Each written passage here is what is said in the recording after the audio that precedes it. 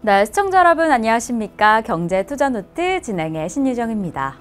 이번 주 시장에도 이 식품주의 열기가 정말 뜨거웠습니다.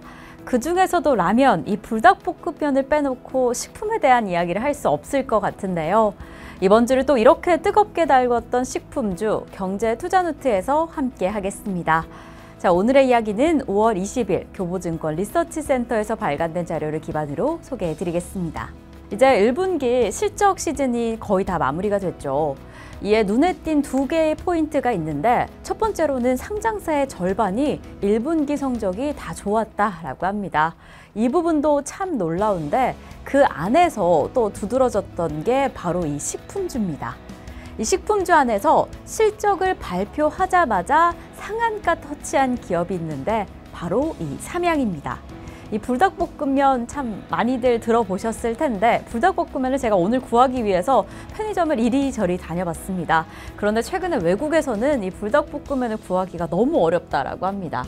그래서 최근에 이 소녀가 SNS에서 참 화제였는데 이 불닭볶음면을 받고 너무 좋아서 팔짝팔짝 뛰는 영상이 이 전 세계를 좀 뜨겁게 달궜습니다.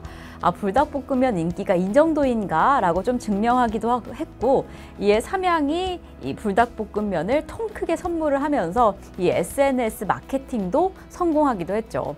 지금 이렇게 세계를 좀 뜨겁게 달구고 있는 불닭볶음면, 이 불닭볶음면이 K라면뿐만 아니라 K푸드를 강력하게 견인하고 있습니다. 네, 이 삼양이 1분기 정말 상상도 못할 뛰어난 실적을 공개했습니다. 1분기 매출액이 전년 대비 57.1% 상승한 3,857억 원, 영업이익은 무려 전년 대비 235.8% 증가한 801억 원이었습니다. 이는 지금 시장의 기대치인 417억 원에서 무려 92%를 상회한 정말 놀라운 어닝 서프라이즈인데요. 이를 강력하게 견인한 건 바로 해외 수출이었습니다. 이 해외 수출 비중이 정말 큰 폭으로 증가했습니다. 이 해외 매출액은 2,890억 원으로 한국 라면의 인기가 정말 전 세계로 퍼져 있는 것 같은데요. 이 지역별 상황을 좀 확인을 해보겠습니다.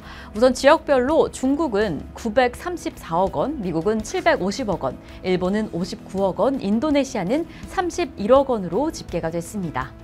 지금 이러한 상황 속에서 미국 시장이 더 기대가 되는 부분은 대표적인 마트인 월마트와 코스트코 입점률이 점차 늘어날 것이다 하는 긍정적인 전망까지 더해지고 있기 때문이죠.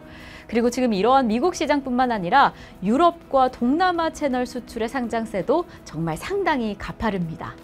이렇게 확대가 되고 있는 수출, 인기가 정말 가시화되고 있는 상황인데 지금 이러한 상황에서 특히 더 주목하셔야 할 부분은 바로 영업이익률입니다. 자, OP마진이라고 들어보셨나요? OP마진 그게 뭔데 하실 텐데 이 OP마진이 바로 영업이익률을 뜻합니다. 어떤 뜻인지 자세히 좀 살펴보겠습니다. 이 매출에서 매출 원가를 차감한, 즉 물건만 팔아서 얼마를 남겼냐, 그걸 알아보는 지표인데요. 결국 이익의 폭을 말합니다. 보통 이 음식료 업종의 평균이 OP마진이 5% 수준인데 삼양 최근 OP마진 20.8%로 정말 놀라운 수준을 보였습니다. 지금 이렇게 영업이익이 높을 수 있던 이유를 이 해외 매출이 높았던 탓이다라고 보고 있는데 이뿐만 아니라 최근에 투입된 원가단이 좀 하락하면서 이 OP마진을 향상시키는 데도 큰 도움을 주고 있습니다. 그런데 지금 이 시점에서 가장 중요한 건 향후에도 이렇게 20%대 마진을 지속할 수 있을까 그 여부일 텐데요. 그래도 지금으로서는 10% 후반대에서 20%대 수준의 마진은 유지할 수 있지 않을까라고 보고 있습니다.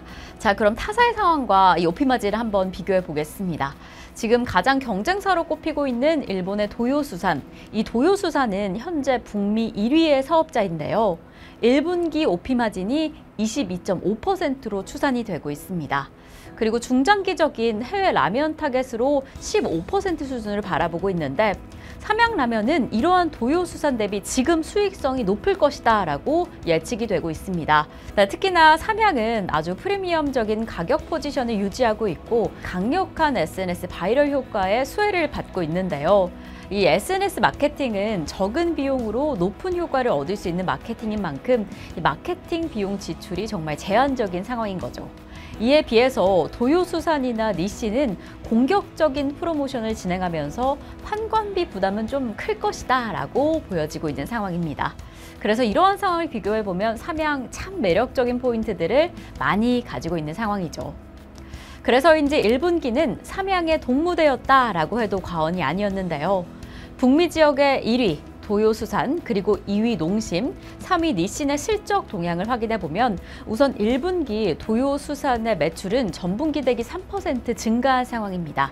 이 농심은 10% 하락했고요. 니신은 1% 상승했는데 지금 이러한 상황 안에서 삼양이 해외 매출 83% 성장했다라고 한다면 정말 그 수치만으로도 상당한 수준을 기록한 상황이죠. 자, 그럼 1위인 도요수산부터 좀 자세히 살펴볼까요? 이 기업명은 좀 생소하실 수 있는데 일본 여행을 다녀오신 분들이다라고 한다면 이런 라면들은 좀 익숙하실 것 같습니다. 이게 도요수산의 라면인데요. 지금 이 도요수산의 해외 라면은 미국에서 2022년 10월에 판가를 인상한 이후에 가격 인상 효과는 좀 소멸된 상황입니다. 그리고 그 이후에 멕시코와 중남미에서도 2024년 4월부로 판가 인상을 했는데 그럼에도 불구하고 OP 마진이 22.5%로 호실적을 기록한 상황인 거죠. 그래서 지금 향후에도 미국에서의 프리미엄 전략이나 멕시코나 중남미 지역에서의 판가 인상을 좀 감안해 본다면 이 볼륨 기준 성장률이 상당히 보수적인 수치다라고 판단이 됩니다. 도요수산뿐만 아니라 니신도 유명한 일본의 라면 기업인데요. 이 니신 라면도 해외 시장에서 힘이 강력하죠. 이 컵라면을 보시면 좀 익숙하실 텐데 이 니신의 미준의 이익 기여도는 미국은 60%, 브라질은 30%, 멕시코는 10%가량으로 보여지고 있습니다. 그래서 니신 역시나 2022년 8월에 미국에서 판가를 인상을 했는데 판가 평균 36% 인상된 이후에 가격 인상 효과는 좀 제거가 된 상황입니다. 하지만 이 프리미엄 제품이 확대되고 있고 지역 커버리지 확대가 지속되고 있는 상황입니다. 무엇보다 이 닉지는 이 멕시코에서 아주 공격적인 판촉을 진행하고 있고 브라질에서는 최근에 자연재해 때문에 생산이 중단된 적이 있어서 그 영향이 좀 남아있기는 하지만 그럼에도 불구하고 미국에서 10% 마진을 목표로 하고 있는 상황입니다. 자, 이제 니신에 이어서 농심으로 넘어가 보겠습니다. 사실 우리나라에서는 이 라면 하면 농심을 빼놓을 수가 없었죠. 해외 시장 안에서도 신라면이 그 라면 1위 자리를 굳건히 지켜왔는데 1분기 농심의 실적이 좀 부진했습니다. 이 농심은 볼륨 기준으로 성장을 했는데 평균 판매 단가 기준으로 하락을 했습니다. 우선 이러한 원인으로 작년 제2공장 가동 기저가 좀 부담으로 작용하지 않았나라고 꼽히고 있고 그리고 지금 미국 시장 안에서는 월마트뿐만 아니라 주요 메인스트림 채널에서 전반적인 매출이 모두 감소를 했습니다. 여전히 농심의 신라면은 굳건하지만 신라면만 그 자리를 지키고 있습니다. 돈코츠 라면이나 육개장과 같은 다른 제품군이 힘을 내주지 못하면서 전반적인 매출이 계속해서 부진한 상황이었죠. 그래서 농심 역시나 좀 올해 힘을 내려고 하고 있습니다. 하반기에는 제2공장 라인을 다시 한번 증설하고 신제품 출시뿐만 아니라 미국 남부 시장의 확대에 더 박차를 가하겠다 하는 노력이 보이고 있습니다. 이렇게 1분기 농심이 주춤한 사이에 삼양식품의 활약은 더 빛났습니다. 사실 정말 아까 말씀드린 것처럼 라면 식품의 1위는 농심이 정말 굳건히 지키고 있었는데 이번에 처음으로 그 1위 자리를 삼양식품이 넘어선 겁니다.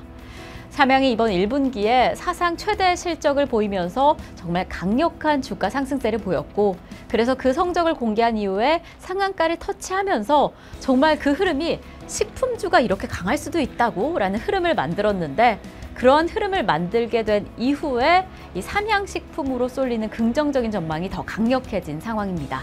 지금 삼양식품 역사적인 신고가를 이미 경신했지만 이 가파르게 성장한 상황 때문에 여전히 저평가된 상황이다라고 하면서 계속해서 긍정적인 전망치를 올려 잠든 상황입니다.